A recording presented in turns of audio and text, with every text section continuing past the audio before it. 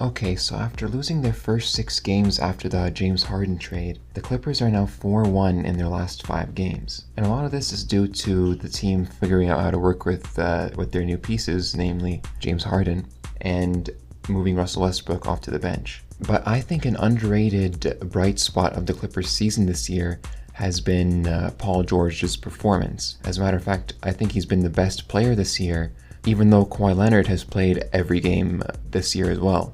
Now, am I saying that PG is a better player than Kawhi? Probably not, but he's certainly been the more consistent superstar of the pair so far this year. Paul George is averaging 25 points, 6 rebounds, and 3.6 assists per game, on 46% field goal percentage, 38% from 3, and 93% from the free throw line. PG started off the season really hot, but then he kind of cooled once the Harden trade happened. And to be fair, a lot of his teammates cooled off as well in that 6-game losing streak. However, he's since bounced back, probably the best of the 4 major stars. Well, first of all, like Kawhi, he does play a lot with the ball in his hands. However, out of the 4 major stars on the Clippers, those being Kawhi, James Harden, and Russell Westbrook, Paul George is the one that needs the ball in his hands the least.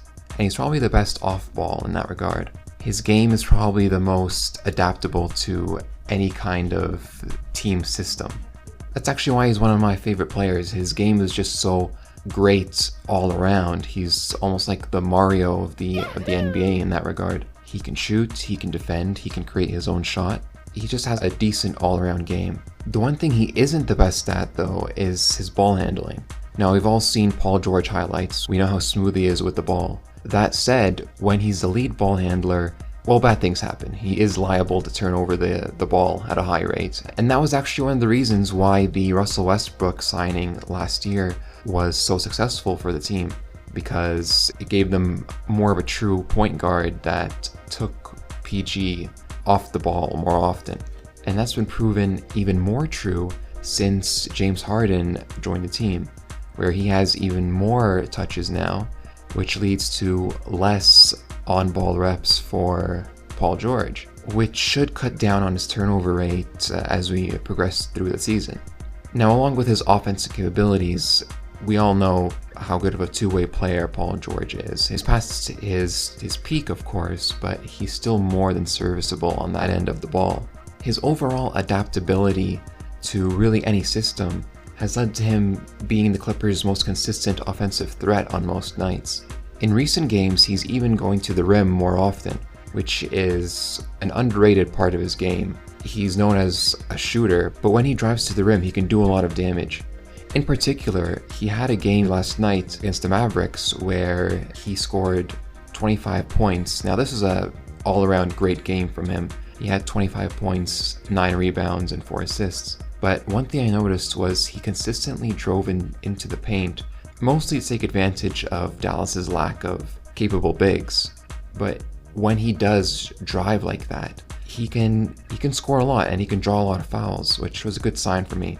Now, as the team learns to play with each other and as the rotations get figured out, I have no doubt that Kawhi and Westbrook and James Harden, they'll eventually start playing to the best of their abilities as well. I think it's more of a testament to Paul George's adaptability that he rebounded from the 6-game losing streak as efficiently as he did. Now, of course, Kawhi is still the Clippers' best peak player, but as we've seen in recent years, Kawhi usually starts off the regular season kind of slow and not in his peak form, especially considering that this year he came off that meniscus tear from the playoffs in the 2023 season. You know, it's understandable. That's one of the benefits of having a superstar duo. These are games where the Clippers can depend on Paul George.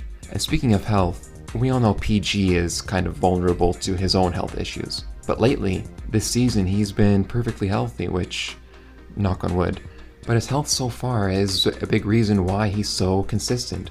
PG has a reputation for being injury prone, but a lot of those injuries, if you really look at them, they're more like freak accidents than his body breaking down, as with Kawhi's knees, for example. So I think his healthy run is more sustainable this year. Hopefully, as the season goes on, we start to see a lot less ISO play from the Clippers and more consistent ball movement, because I do believe PG fits best into the system in an off-ball role, and he can do a lot of damage on cuts, on catch and shoots and attacking closeouts. So yeah, those are my thoughts on Paul George's season so far.